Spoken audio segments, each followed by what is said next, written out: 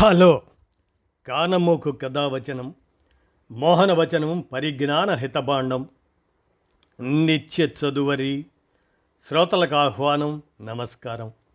చదవదగునెవరు రాసిన తదుపరి చదివిన వెంటనే మరువక పలువురికి వినిపింపబూనిన అది ఏ పరిజ్ఞాన హితబాండమౌపో మహిళ మోహనవచనమై విరాజిల్లు. పరిజ్ఞాన హితబాండం లక్ష్యం ప్రతివారీ సమాచార హక్కు ఆస్ఫూర్తితోనే ఇప్పుడు కూన అజయ్ బాబు విరచిత అంశంగా షుగర్ డేటింగ్ భాగస్వామి హక్కుకు భంగం అనేటువంటి అంశాన్ని ఇప్పుడు మన కానమోకు కథావచన శ్రోతలకు మీ కానమోకు స్వరంలో ఇప్పుడు వినిపిస్తాను, వినండి.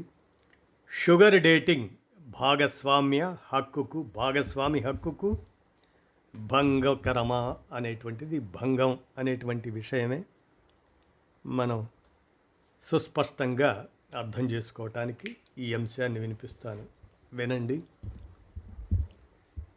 షుగర్ డేటింగ్ భాగస్వామి హక్కుకు భంగం. మనిషి అంతులేని ఆశలు మనిషికి ఉండటం సహజ సిద్ధం. వయస్సు పెరిగే కొద్దీ కొన్ని ఆశలు చచ్చిపోతాయి, కొత్త ఆశలు పుట్టుకొస్తాయి. సంపాదన యావలో పడి యుక్త వయసులో అనుభవించలేని కోర్కెలను, వ్యవహారాలను వయసు మళ్ళిన తర్వాత తీర్చుకోవాలని తపన పడతారు. ఇందుకోసం ఒక తరహా మానసిక యుద్ధమే చేస్తూ ఉంటారు. ఈ విషయంలో ఎదుటవారి హక్కులకు భంగం వాటిల్లినా తగ్గేదే లేదంటూ దూసుకుపోతూ ఉంటారు. ఇటీవల అత్యంత ప్రమాదకరమైన, నీచమైన, నికృష్టమైన ధోరణి ఒకటి ప్రబలింది. పైగా దీనికి న్యూ ట్రెండ్ అని పిలుస్తూ సాంప్రదాయ వైవాహిక వ్యవస్థలను ఊచకోత కోస్తున్నారు. వివరాల్లోకి వెళ్ళి మనం పరిశీలిస్తే షుగర్ డాడీ లేదా షుగర్ మమ్మీ అనే పదాలు ఈ మధ్యకాలంలో తరచుగా వినిపిస్తున్నాయి. ఇది ఒక రకమైన ఆధునిక డేటింగ్ సంస్కృతి. షుగర్ డాడీ లేదా షుగర్ మమ్మీ అంటే ఏమిటి?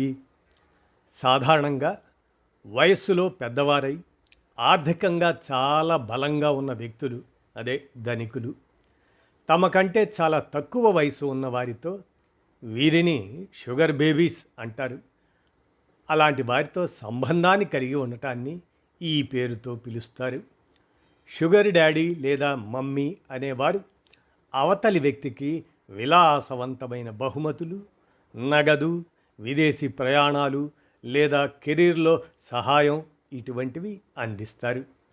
షుగర్ బేబీ అనే వ్యక్తి అందుకు ప్రతిఫలంగా ఆ పెద్దవారికి తోడుగా ఉండటం, డేటింగ్కు వెళ్ళడం లేదా శారీరక సాన్నిహిత్యాన్ని పంచుకోవటం వంటివి చేస్తారు. ఇది కేవలం ప్రేమ కోసం కాకుండా ఒక ఒప్పందంగా సాగుతుంది. ఈ సంస్కృతి పెరగటానికి ముఖ్యంగా 3 కారణాలు కనిపిస్తున్నాయి. అందులో మొదటిది ఆర్థిక అవసరాలు. విద్యార్థులు తమ చదువుల కోసం, విలాసవంతమైన జీవనశైలి కోసం లేదా అప్పులు తీర్చుకోవడం కోసం ఈ మార్గాన్ని ఎంచుకుంటున్నారు. 60% కేసులు ఇవే. ఇక రెండోది ఒంటరితనం. సంపన్న వర్గాల్లోని వయసు పైబడిన వారు తమ ఒంటరితనాన్ని దూరం చేసుకోవడానికి యువతతో సమయం గడపాలని కోరుకుంటారు. ఇక మూడవది కెరీర్ గ్రోత్. కొందరు యువతీ యువకులు పెద్ద పెద్ద కంపెనీల సీఈఓలతో లేదా ప్రభావితమైన వ్యక్తులతో పరిచయాల ద్వారా తమ కెరీర్ను త్వరగా వృద్ధి చేసుకోవాలని భావిస్తారు. ఈ సంస్కృతి పాశ్చాత్య దేశాల్లో మొదలైనప్పటికీ ఇప్పుడు ప్రపంచవ్యాప్తంగా విస్తరించింది. షుగర్ డేటింగ్ సంస్కృతి అత్యధికంగా ఉన్న దేశం అమెరికా, కెనడా, బ్రిటన్, ఆస్ట్రేలియా. ఆ దేశాల్లో కూడా ఈ ధోరణి చాలా ఎక్కువ. మన ఆసియా ఖండానికి వస్తే ఇటీవలి నివేదికల ప్రకారం మలేషియా, ఇండోనేషియా, థాయిలాండ్ల్లో ఈ సంస్కృతి వేగంగా పెరుగుతుంది. భారతపైన దీని ప్రభావం లేకపోలేదు. భారతదేశంలో కూడా ఈ ట్రెండ్ వేగంగా పుంజుకుంటుంది. ముఖ్యంగా మెట్రో నగరాలైన ముంబై, ఢిల్లీ, బెంగళూరు, హైదరాబాదుల్లో ఈ సంస్కృతి కనిపిస్తుంది. ఒక నివేదిక ప్రకారం హైదరాబాదులో దాదాపు 10,000 కంటే ఎక్కువ మంది షుగర్ డాడీలు డేటింగ్ యాప్ల్లో రిజిస్టర్ అయి ఉన్నారని సమాచారం. ఈ షుగర్ డాడీ మమ్మీల సంస్కృతి ప్రభావం వల్ల మానసిక సమస్యలు తలెత్తుతున్న మాట వాస్తవమే. ఈ సంబంధాలు కేవలం ఆర్థిక లావాదేవీలపై ఆధారపడి ఉండటం వల్ల తర్వాత కాలంలో మానసిక వేదనకు లేదా సంబంధాల పట్ల అపనమ్మకానికి దారితీయవచ్చు. కొందరు దీనిని ఆసరాగా చేసుకొని బ్లాక్మెయిల్ చేయటం లేదా నేరాలకు పాల్పడే ప్రమాదము ఉంది. ఈ ధోరణిలో చట్టపరమైన చిక్కులు ఉన్నాయి. భారతదేశంలో ఇది వ్యభిచారం కిందికి వస్తుందా లేదా అనే దానిపై స్పష్టమైన చట్టాలు లేవు. కానీ అనైతిక కార్యకలాపాలకు దారితీస్తే చట్టపరమైన ఇబ్బందులు తప్పవు. ఇది చాలా ముఖ్యమైన సున్నితమైన అంశం. అనునిత్యం కుటుంబంలో అగ్నిజ్వాలలను రగిలించే సమస్య. వివాహ బంధంలో ఉన్న వ్యక్తులు ఇలాంటి షుగర్ డేటింగ్ వంటి సంబంధాల్లోకి ప్రవేశించినప్పుడు అది వారి సొంత కుటుంబంపై, భార్య లేదా భర్తపై తీవ్రమైన ప్రభావం చూపుతుంది. దీనిని మనం కొన్ని కోణాల్లో అర్థం చేసుకోవచ్చు. ప్రధాన భాగస్వామిపై ప్రభావం ఎక్కువ. వివాహ బంధానికి మూలాధారం నమ్మకం. ఇటువంటి రహస్య సంబంధాలు వెలుగులోకి వచ్చినప్పుడు జీవిత భాగస్వామికి కలిగే మానసిక వేదన అపారమైనది. ఏళ్ల తరబడి గూడు కట్టుకున్న నమ్మకం ఒక్క క్షణంలో కూలిపోతుంది. ఇక ఆర్థికపరమైన నష్టాలు అనివార్యం. కుటుంబానికి, పిల్లల భవిష్యత్తుకు లేదా ఉమ్మడి లక్ష్యాల కోసం దాచుకున్న డబ్బును ఇటువంటి బయటి సంబంధాల కోసం ఖర్చు చేయటం వల్ల కుటుంబం ఆర్థికంగా దెబ్బతింటుంది. ఇది భార్యాభర్తల మధ్య కలహాలకు దారితీస్తుంది. భావోద్వేగ దూరం అనేది కనిపించని అతి పెద్ద సమస్య. తన భాగస్వామికి బదులుగా మరొక వ్యక్తికి సమయం, ప్రేమ, శ్రద్ధ కేటాయించడం వల్ల అసలైన భాగస్వామి ఒంటరితనాన్ని అనుభవిస్తారు. ఇది వారి మానసిక ఆరోగ్యంపై తీవ్ర ప్రభావం చూపుతుంది. అలాగే కుటుంబం విచ్ఛిన్నం సహజం. ఇటువంటి సంబంధాలు తరచుగా విడాకులకు, విడిపోవడానికి లేదా సుదీర్ఘమైన చట్టపరమైన పోరాటాలకు దారితీస్తాయి. ఇది పిల్లల మనస్తత్వంపై కూడా చాలా ప్రతికూల ప్రభావం చూపుతుంది.